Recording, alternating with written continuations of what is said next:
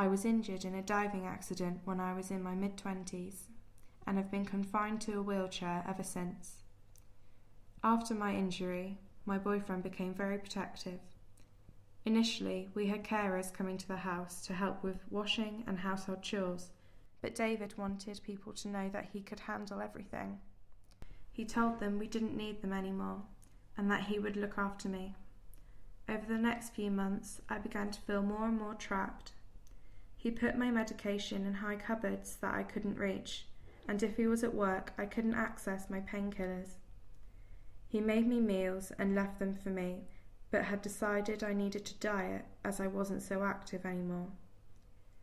I needed him to help me bathe, but he started playing a game where he ducked me.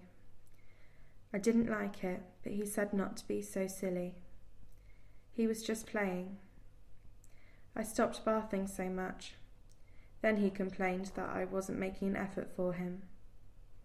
I was miserable, but everyone kept saying how wonderful he was for taking care of me single-handedly. I didn't know how to tell anyone that I was lonely, sad and frightened, but eventually I told my mum. She was amazing. I don't know why it took me so long to tell her. I should have known she'd understand, but Dave made me feel like no one would have believed me, or that I should just be grateful he had stayed with me. So I went to stay with my mum for a while, and together we re-engaged care services. I joined a domestic abuse recovery course, which has helped me to understand what my boyfriend was doing and to see it as abuse. More importantly, it's helped me to feel more confident that I am okay just as I am, and that I can manage without my boyfriend. I'm finding my own place to live again, and I'm excited to be independent once more. Psalm 139, verse 13. For you yourself created my inmost parts. You knit me together in my mother's womb. Elle's God-given freedom was snatched away from her not by the diving accident, but by the overprotective care of her boyfriend. He removed all Elle's opportunities to adapt to her new physical abilities. Elle's precious God-given body was not useless. She still had so much left to discover, to become independent, living life to the full as she became used to her altered physical abilities.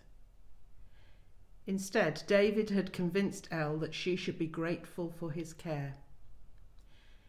Genuine care doesn't count the cost, doesn't set conditions. From the outside, life seemed rosy with David taking such good care of Elle. Once Elle told her mum, everything changed for the better. Are we wise enough to spot when things are really too good to be true? To see when a fake relationship is being portrayed?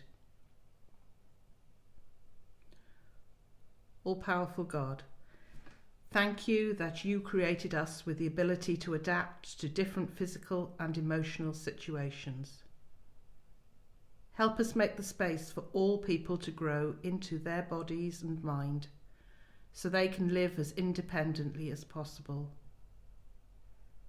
Teach us to spot when a caring situation is life-draining rather than life-giving. Amen.